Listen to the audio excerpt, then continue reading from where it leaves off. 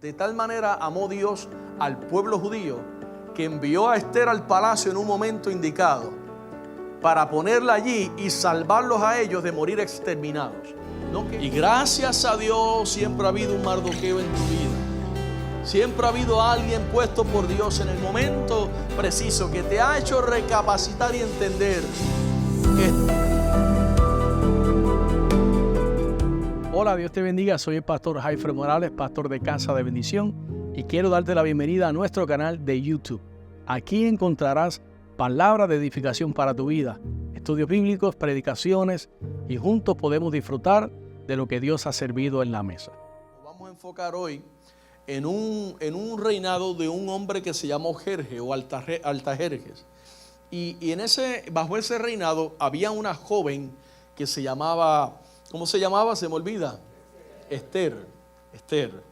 Y Esther era una chica que había sido huérfana. Era huérfana desde muy niña. Y por esta razón, un familiar, el primo mayor de ella, digamos, un hombre llamado Mardoqueo, la tomó, la recogió, la resguardó y la crió como si fuera su propia hija. En el libro de Esther, capítulo 2, verso número 7, dice el texto: había criado, es decir, él, a Adasa, que era el nombre de Esther, hija de su tío, porque era huérfana, dice el texto, y la joven era hermosa. ¿Ve? Algo así como mi esposa, pero no tanto.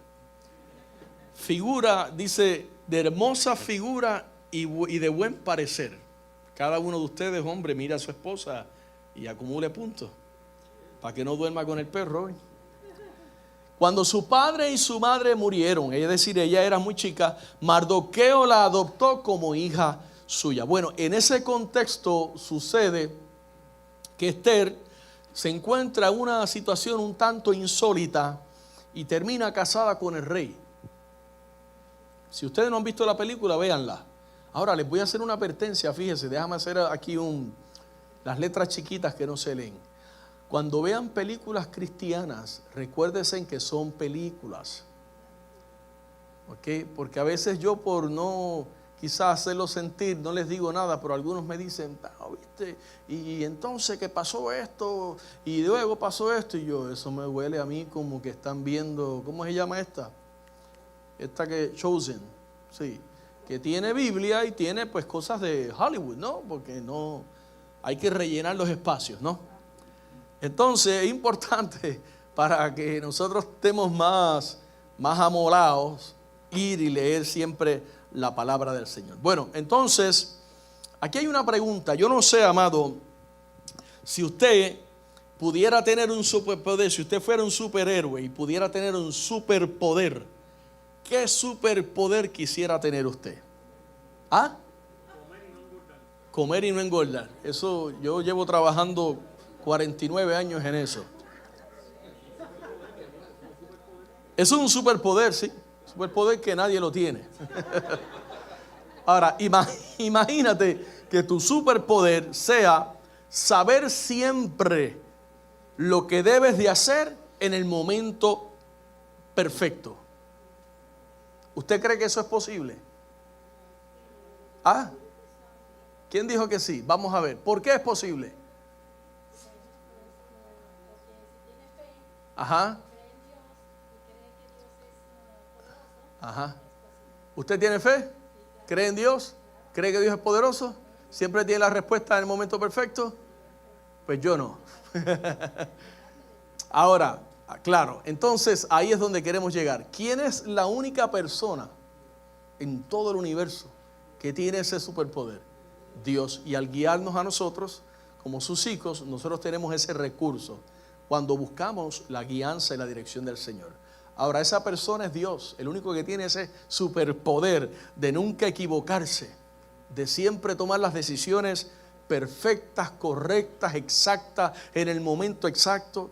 Y en esta lección de hoy vamos a estudiar precisamente cómo Dios sincroniza todo en la vida de aquella jovencita Esther y los acontecimientos y los tiempos decisivos que se vivieron en esta película de hoy, que fue el momento perfecto, el kairos de Dios. ¿Había oído eso antes usted? El tiempo kairos de Dios, el tiempo ¿qué?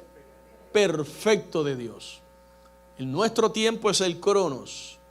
Un segundo, un minuto, una hora, un día, una semana, un mes, un año. Tiempo cronos porque es cronológicamente el tiempo va avanzando. El tiempo de Dios, Dios es un eterno presente. Y Él nunca llega tarde, Él nunca llega antes, Él nunca llega después. Siempre llega en el momento preciso. ¿Ve? Mejor que el chapulín colorado. Los que son más de 40 saben de qué estoy hablando. Ahora, escuche bien esto. Esther, quien se había convertido en la reina del imperio persa, ella era judía, pero lo tenía en secreto. Ella no había divulgado su identidad o su gentilicio, su nacionalidad. Y menos mal que Dios tenía un plan, y era un plan perfecto, perfectamente ordenado, perfectamente sincronizado en el tiempo perfecto de Dios, de usar a Esther para un propósito mayor que ella ni se imaginaba. ¿Alguien sabe qué fue lo que terminó haciendo ella? Salvar al pueblo judío. Mira lo que dice Romanos 8:28, no vaya allá. Dice que a los que aman a Dios, todas las cosas les ayudan. Y dice, y esto es a los que conforme a su propósito han sido llamados. Quiere decir que si usted ha sido llamado por Dios, usted tiene una prueba, una crisis, una situación, créelo y espéralo que algo bueno hará Dios de esa circunstancia de vida que tú estás atravesando. Y la historia de Esther muestra a Dios llevando a cabo precisamente ese plan que Él tiene, que no siempre sincroniza con el nuestro. ¿Saben de qué estoy hablando, no? Y ocurrieron una serie de acontecimientos insólitos, sucedieron de manera bien coordinada para poder entonces poner a Esther en el lugar correcto, en el tiempo correcto, para poder salvar al pueblo de Dios de que murieran literalmente exterminados, como murieron 6 millones de judíos bajo el régimen de los nazis. Ahora, una pregunta: ¿cuál es la cosa más valiente que tú has visto a alguien hacer por otra persona? ¿Qué es lo más valiente que has visto? ¿Perdón? En estos días mi esposa me dice: papi, mira esto, se está ahogando una chica o una niña. Estos días una noticia que se lanzó el hermano mayor, el papá, la mamá.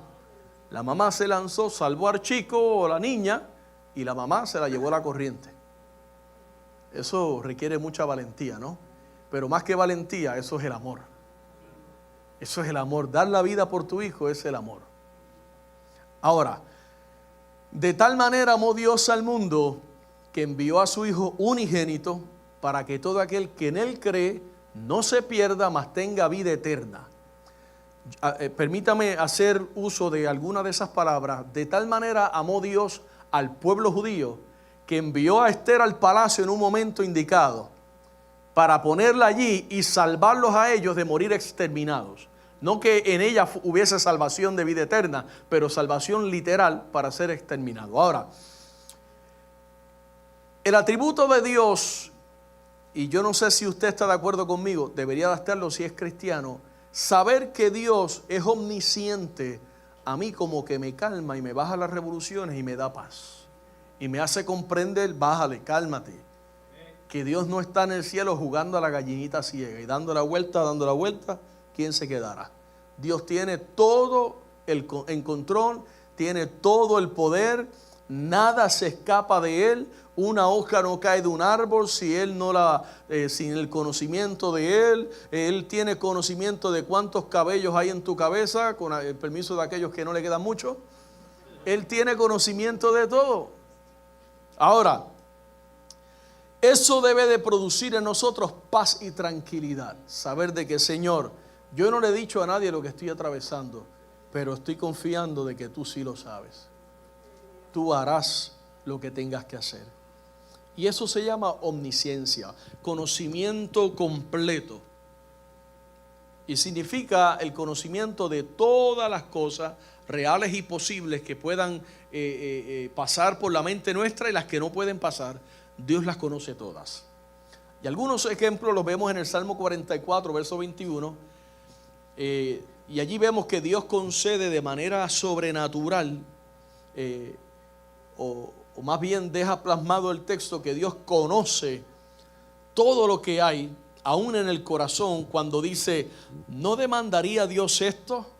Verso 21, porque Él conoce los secretos del corazón.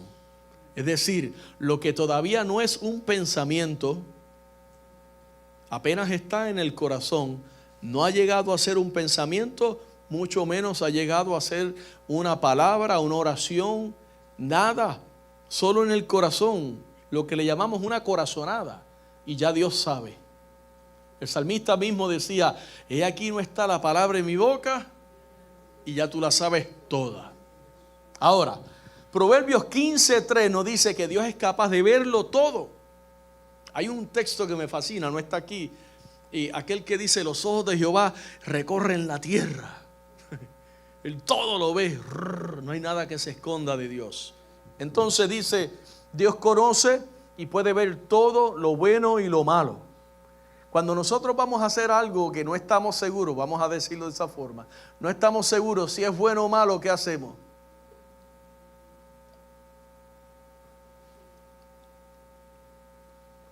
Esto es agua por si acaso. ¿Qué hacemos? Pero Dios ya vio, Dios conoció todo, Dios sabe todo. Y en el Nuevo Testamento, el libro de Hebreos capítulo 4, verso 13, deja clarito, hermanos, que no nos podemos esconder de Dios. De hecho, nosotros somos responsables delante de Dios, aunque tratemos a veces de escondernos. El mismo salmista decía en otro texto, ¿a dónde iré de su presencia? Si me voy para arriba, para los cielos, allí tú estás. Si me voy a lo profundo del mar, allí tú estás. Donde quiera que yo vaya, allí estás tú. Entonces, el texto de Hebreos 4:13 dice, y no hay cosa creada que no sea manifiesta en su presencia.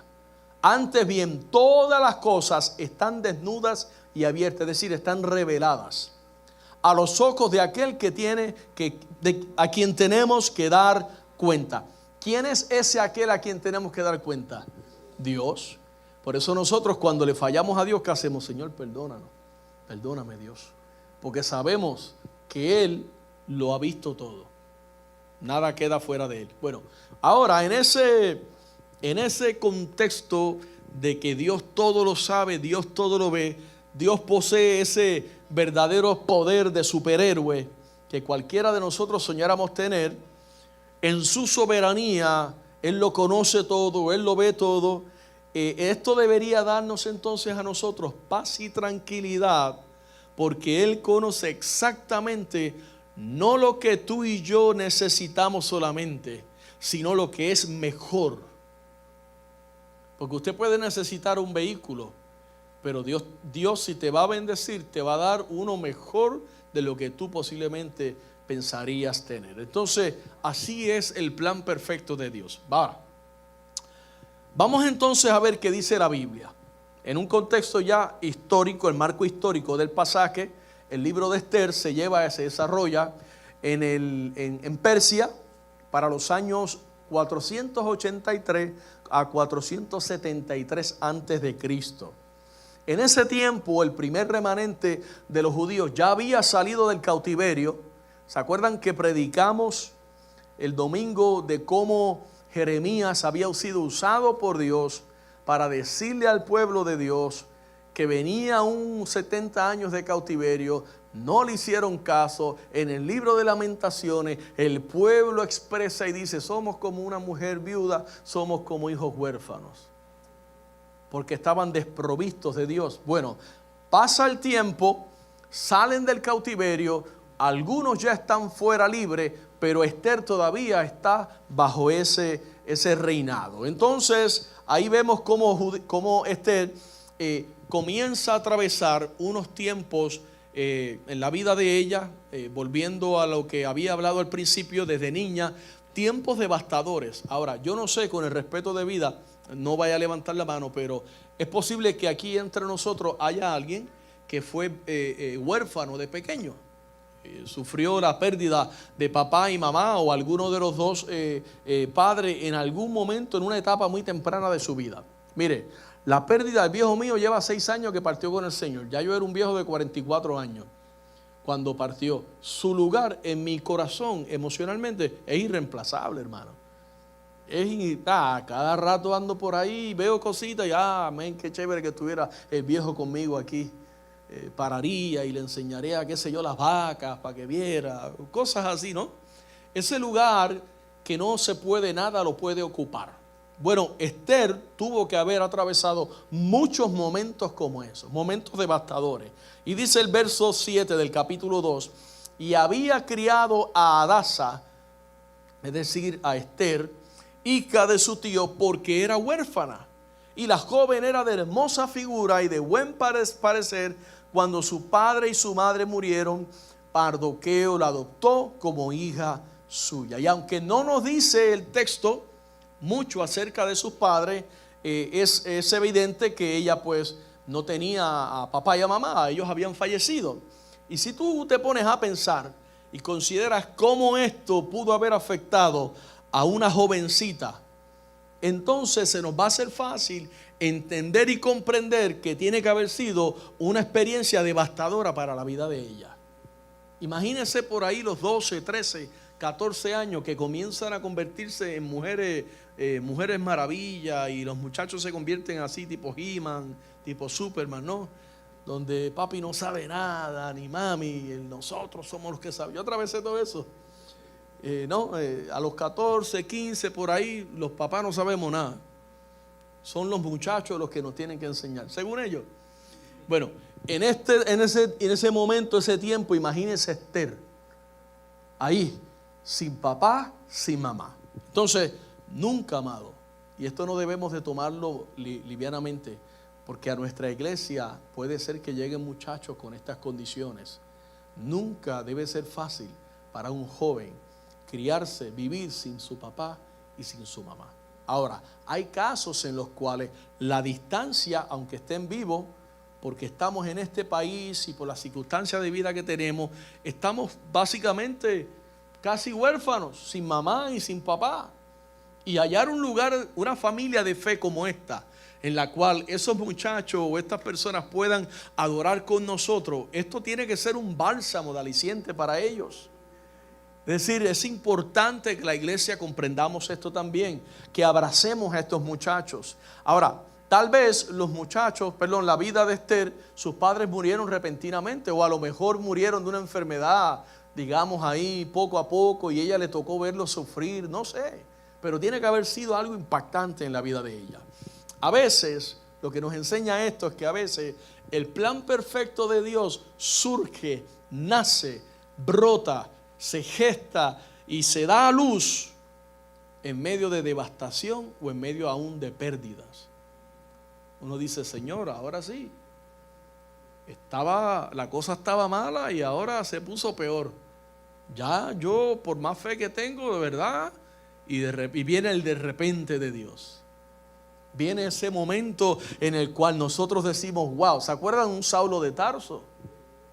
¿Se acuerdan un hombre como Daniel en el foso de los leones? Los amigos de Daniel. La vida de Job, un hombre que estaba tranquilo sin hacer nada y le vienen todas estas devastaciones, todas estas pérdidas, y en medio de todo eso la acusación de sus amigos y demás, y todo obró para bien, porque en el capítulo 42, verso 5 en adelante, ¿qué dice él? De oídas te había oído, mas ahora mis ojos te ven. Pregunto, yo no sé si usted en algún momento, describiendo, hágase de cuenta, un momento, una circunstancia devastadora que te haya tomado por sorpresa, piensa cómo tú pudiste lidiar con esos problemas y con esas emociones, que a pesar de lo fuerte que fueron, todavía estás hoy aquí, una noche como hoy, adorando al Señor. Quiere decir que no te mató, no acabó contigo, aunque sentimos muchas veces, esto vino para destruirme. Pero de allí, de la ruina, de la devastación, de la pérdida, de lo que puedas sentir, Dios siempre se glorifica, como lo hizo en la vida de Esther. Y esto llevó a Esther a tener un periodo en su vida y unos tiempos de confusión en los cuales ella simplemente entendía que Dios tenía que estar en el asunto, aunque realmente, Señor, yo no entiendo lo que tú estás haciendo. Y vemos el capítulo siempre 2, verso 8 dice: sucedió pues que cuando se divulgó el mandamiento y decreto del rey, y había reunido a muchas doncellas en Susa, residencia real, a cargo de Hegai, Ester también fue llevada a la casa del rey al cuidado de Hegai, guarda de las mujeres. Ahora, esta chica está viviendo su vida normal después de haber vivido orfandad, después de haberse convertido en una jovencita, ya superar quizá crisis, situaciones, patrones de vida, recuerdos, memorias que la agobiaban. Ya creció, ya está bien, y de repente al rey de ese reino sobre el cual o bajo el cual ella estaba, se le ocurre buscarse una nueva esposa, porque la esposa que tenía le faltó respeto y la mandó tutti morti forti. Bueno, quiere una nueva esposa, tráigame todas las muchachas bonitas, lindas, así, las más hermosas, jovencitas. Y él se iba a buscar una esposa. Y agárrenlas a todas y métanlas ahí en un lugar, y por un año van a estar dándole perfumes, y olvídese, de allí van a salir el primer concurso de Miss Universo. Y a causa de eso, Ester, en contra de su voluntad. Ahora, nosotros lo vemos así como que, qué linda la película, ¿no?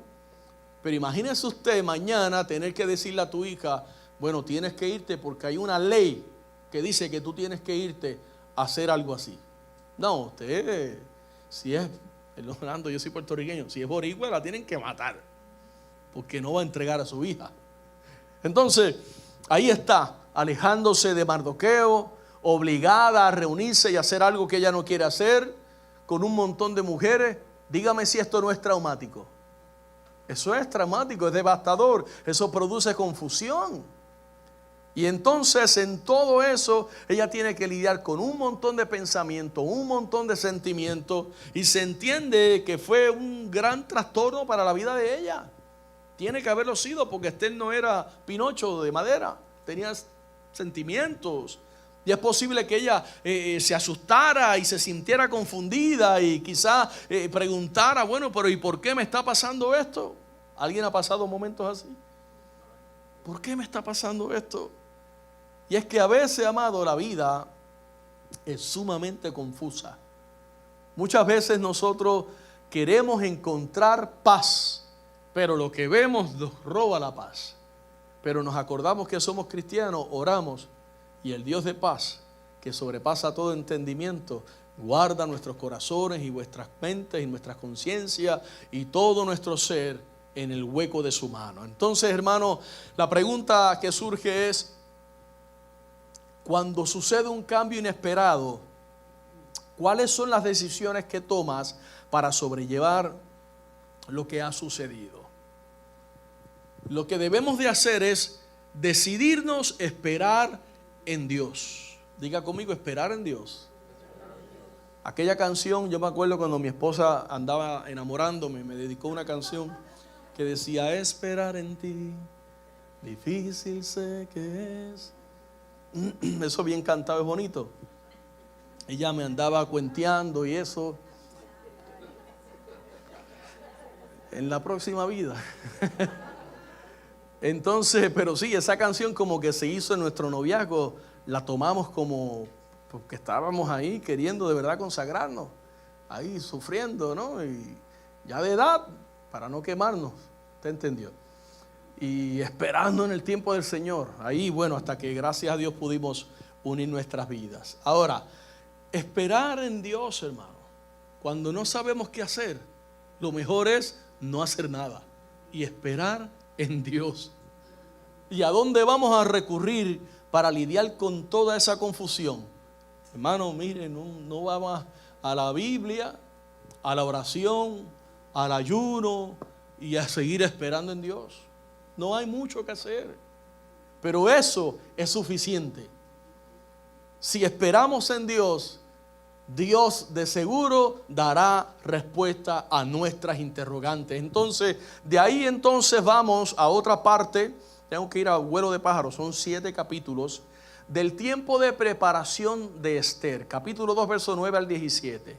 Verso número 9 dice que se le dieron atavíos y alimentos. Verso número 12, para no entrar en toda la lectura, dice que cuando llegaba el tiempo de cada una de las doncellas para venir al rey Asuero, después de haber estado 12 meses conforme a la ley acerca de las mujeres, pues así se cumplía el tiempo de sus atavíos. Esto es 6 meses con óleo de mirra y 6 meses con perfumes aromáticos y afeites de mujeres.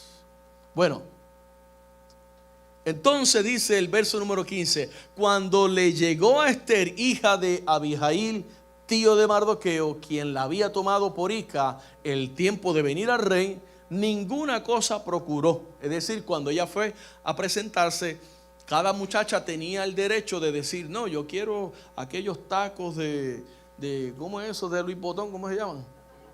¿Cuáles son los que tienen la suela roja? Que son bien caros. Eso mismo, eso ve. Y yo quiero aquella cadena y quiero qué sé yo, y los perfumes más caros. Ella dijo: no, ella no se puso nada. Se fue en su hermosura natural, así como ella era. Y dice que no procuró ninguna cosa, sino que le dijo a Hegai, eunuco del rey: guarda de las mujeres. Y ganaba Esther el favor de todos los que la veían. Fue pues Esther, verso 16, llevada al rey Asuero a su casa real en el mes 10, que es el mes de Tebet, en el año 7 de su reinado. Y el rey amó a Esther. Usted entendió, ¿verdad? Entre líneas, que la amó. Eso mismo. Más que a todas las otras mujeres, y halló a ella gracia y benevolencia delante de él, más que todas las demás vírgenes.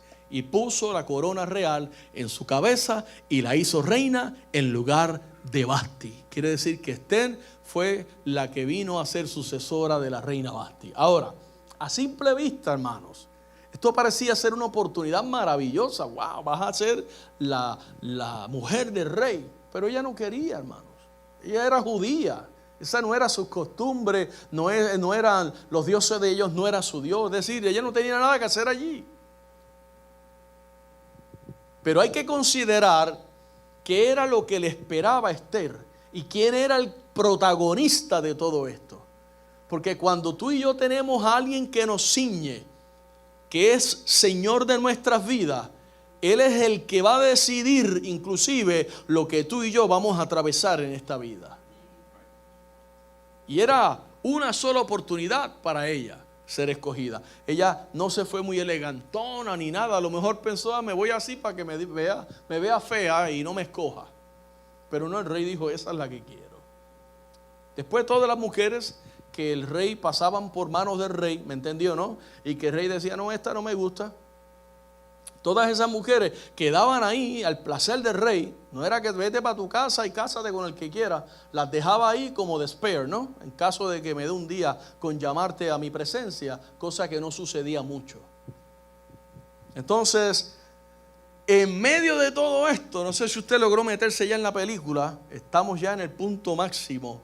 Esther está ahí y el rey la escoge porque el tiempo perfecto de Dios incluía, esto es lo difícil de creer, preparar a Esther en medio de esas circunstancias dolorosas, porque fueron dolorosas, para salvar al pueblo judío.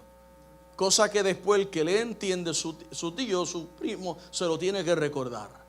La pregunta es, cuando consideras tu vida y miras atrás de manera retrospectiva, ¿cómo te ha conducido Dios a ti, a usted, a través de tiempos de preparación que luego descubres que habían sido importantes y necesarios? Que en el momento dijiste: Dios mío, pero ¿y qué es esto? Y ya después miras atrás y dices: cara, si no fuera por eso, no estuviera aquí hoy.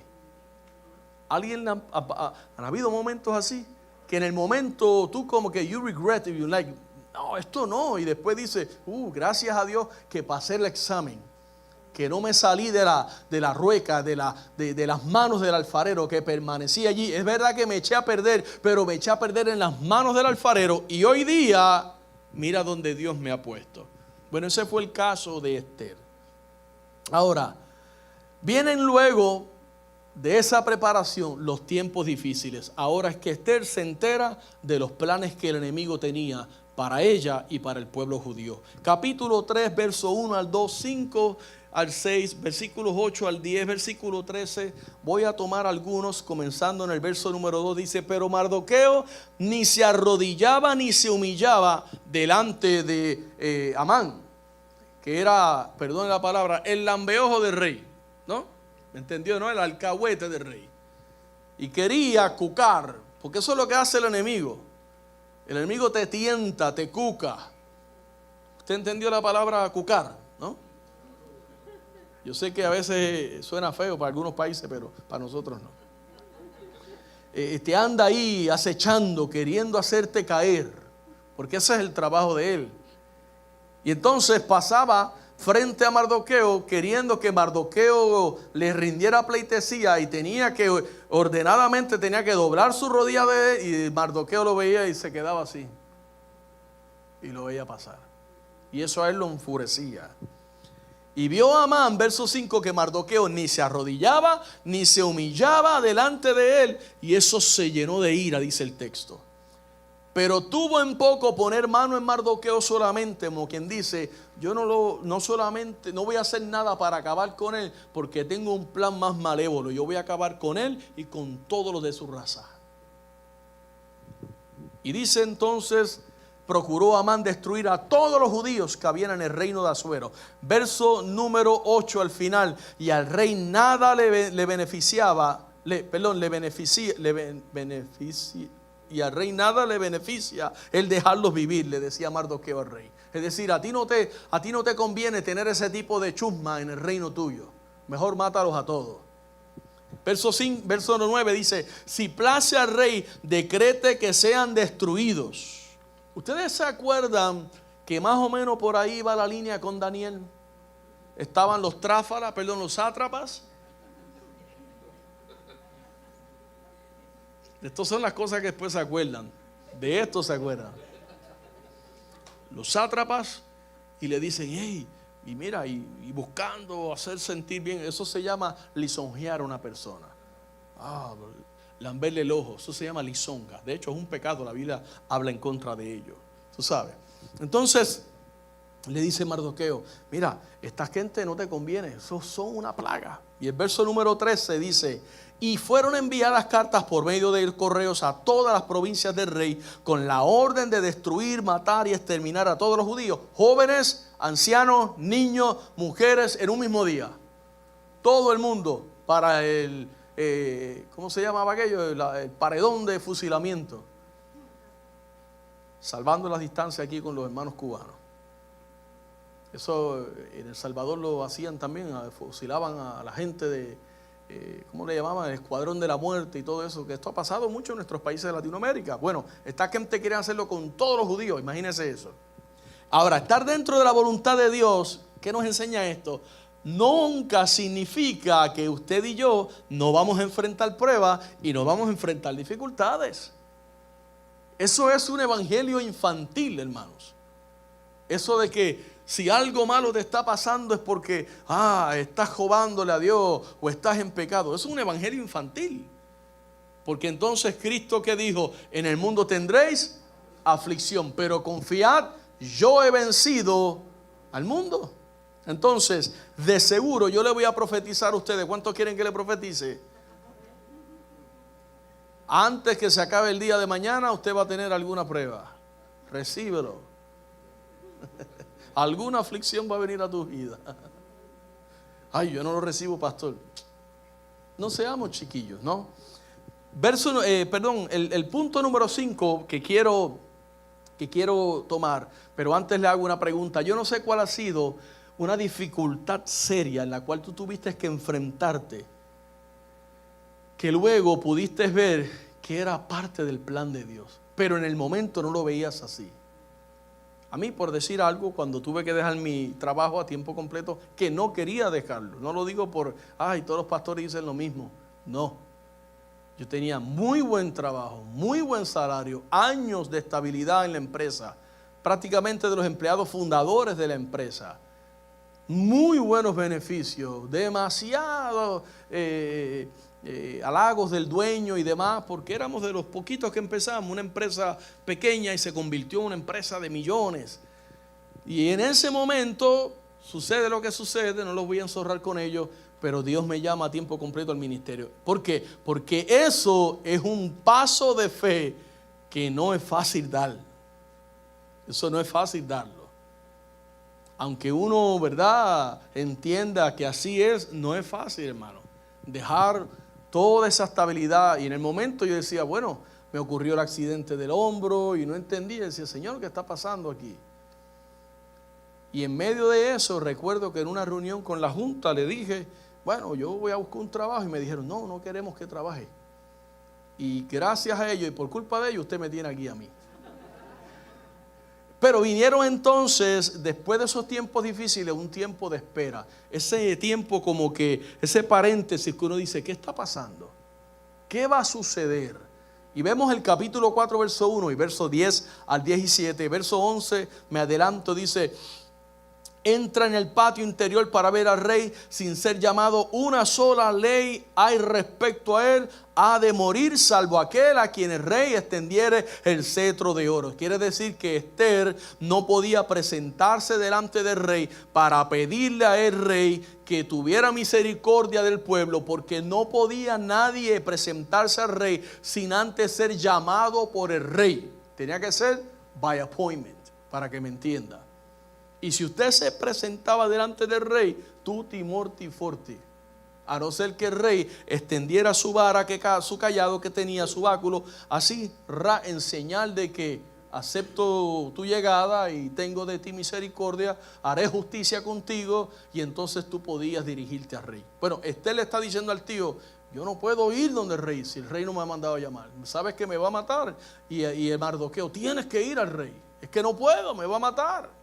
Y en ese contexto, mire lo que dice el verso número 13. Entonces dijo Mardoqueo que respondiesen a Esther: no pienses que escaparás en la casa del rey más que cualquier otro judío. Le tiene que hablar fuerte. Verso 14, porque si callas, es decir, si no vas a donde el rey y haces lo que tienes que hacer, absolutamente en este tiempo respiro y liberación vendrá de alguna otra parte para los judíos. Es decir, si tú te niegas, Dios va a usar a alguien más. Pero Dios va a usar a alguien, no nos va a dejar morir. Mas tú y la casa de tu padre van a morir, van a perecer. Y quién sabe si para esta hora has llegado al reino. O sea, quién sabe si tu propósito de vida, Esther, era este. Ahora, yo no sé si usted lee entre líneas que posiblemente pues tú mueras para salvarnos a todos nosotros.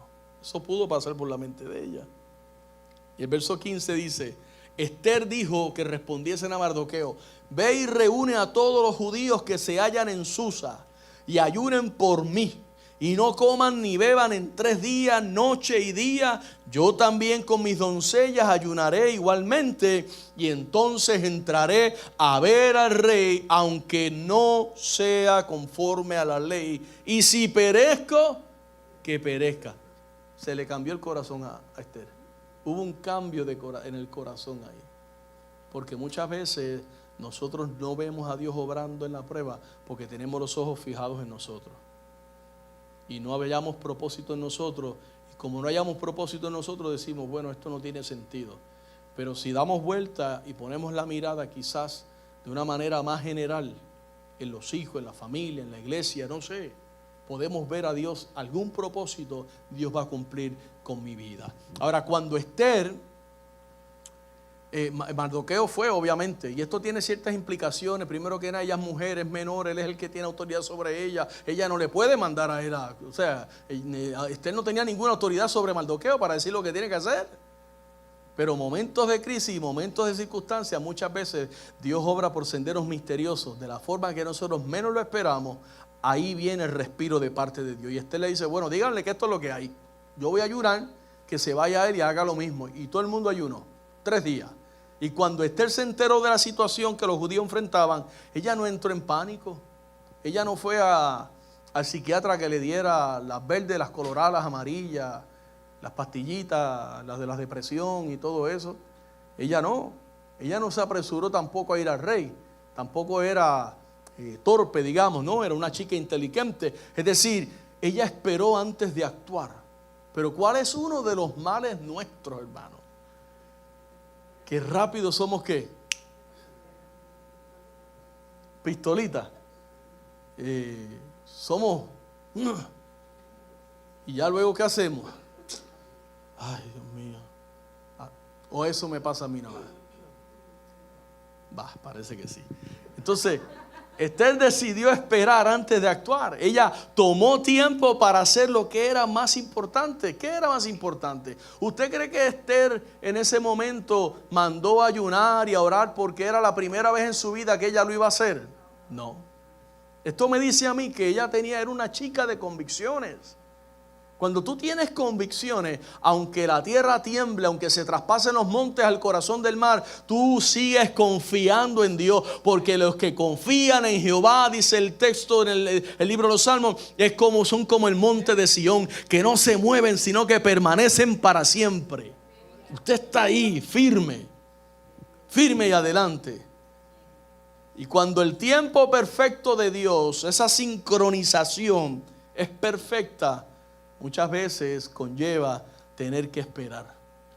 ¿Se acuerdan? Otra expresión del salmista que decía: estad quietos y conoced que yo soy Dios. Mi abuelito decía una frase: nene, ponte unos zapatitos de ponte a esperar y siéntate allí, estate quieto ya. Entonces, mientras esperamos, es imprescindible que busquemos a Dios para hacer lo que es mejor, no lo que nos conviene. Porque nosotros somos expertos en hacer lo que nos conviene. Y muchas veces lo que nos conviene puede ser bueno, pero no necesariamente correcto. Por último, el verso 5, 1 al 7 y el 7, 1 al 10. Aquí viene entonces y vamos a ver la influencia, los tiempos de influencia. Mire, yo creo que Dios te puede poner a ti en lugares específicos, con tareas específicas, para servir de influencia en un lugar. Y eso fue lo que pasó con Isaías, el profeta. Eso fue lo que pasó con Esther. Y ese patrón lo vemos en la Biblia en muchos lugares. Con un Moisés en el desierto, con un Samuel en la casa de Dios bajo el sacerdocio de Elí, para renovar la visión y la palabra en el pueblo que no había, escaseaba. Es decir, con propósitos específicos. ¿Qué yo hago en este trabajo, Señor? ¿Qué yo hago? Yo no entiendo. Algo específico tiene Dios para ti. Búscalo, que lo vas a encontrar. El verso número 1 dice del capítulo 5: se vistió Esther su vestido real y entró en el patio interior de la casa del rey. Ya era reina, ya no podía ir así con un trajecito de eso, así, tenía que ir como una reina. Y fue y se presentó. Y dice el verso número 2 que ella obtuvo gracia ante sus ojos, y el rey extendió a Esther el cetro de oro que tenía en la mano. Quiere decir, ya no voy a morir. No me mata el rey hoy. Entonces el rey entra en una plática: ¿qué es lo que tú quieres, que necesites? Yo te doy hasta la mitad de mi reino. Usted, olvídese, reina Esther, usted es lo más grande.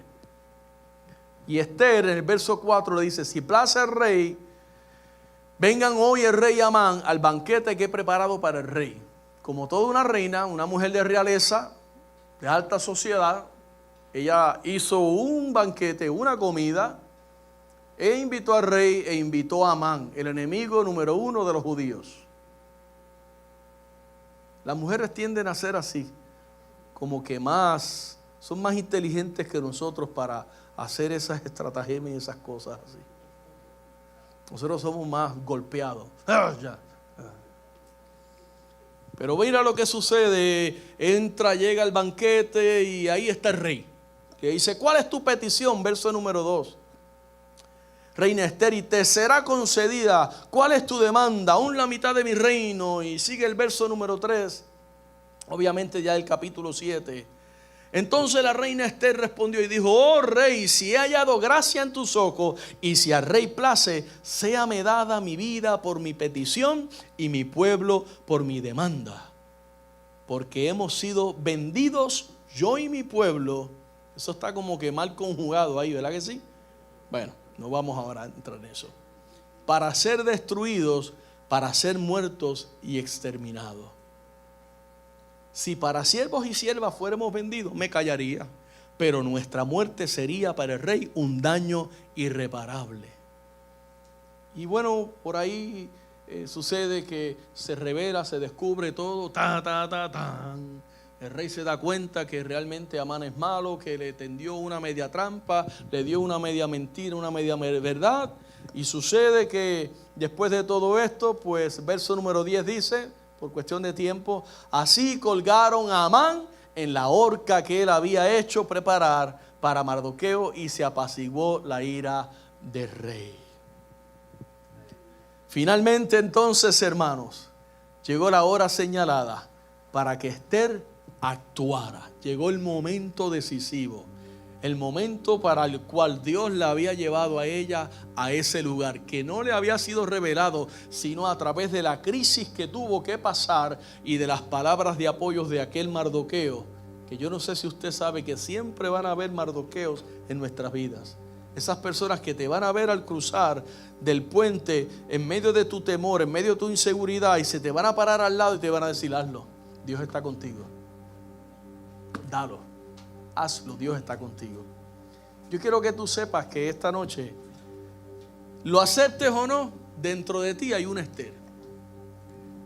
Dentro de ti hay un propósito de Dios escondido, que algunos ya quizás han logrado identificar y otros no, pero que vas a necesitar un Mardoqueo en tu vida para hacerte entender que rehusarte o negarte a conducirte según la voluntad y el propósito de Dios no es una opción para tu vida. Que renunciar a tu ministerio, a tu llamado, renunciar a los propósitos de Dios no es una opción para tu vida. Que con temor o sin temor, con seguridad o sin seguridad, con confianza y paz o en desconfianza y en temor, Dios te tiene que recordar hoy, como Mardoqueo le recordó a Esther: no tires la toalla, no huyas. No salgas corriendo del palacio, no te apresures a salir de tu prueba hasta ver el propósito de Dios cumplido en ella. Porque la presencia de Esther en el palacio, en el momento preciso, fue parte crucial del plan de Dios para salvar a su pueblo. Posiblemente a algunos aquí le ha pasado por la mente divorciarse, a otros dejarlo todo y salir huyendo de casa, regresar a mi país y abandonarlo todo. Y gracias a Dios siempre ha habido un Mardoqueo en tu vida. Siempre ha habido alguien puesto por Dios en el momento preciso que te ha hecho recapacitar y entender: Esther, no huyas del palacio, no rehuses a ir delante del rey. Confía que todo va a salir bien. Póngase de pies en esta noche. Hola, sé que esta palabra ha sido de grande bendición para tu vida y quiero invitarte a que nos visites presencial a nuestras facilidades. Estamos ubicados en el 2525 de la Fortune Road en Kissimmee, Florida, 34744. O puedes comunicarte llamando al 407-483-7845. Bendiciones.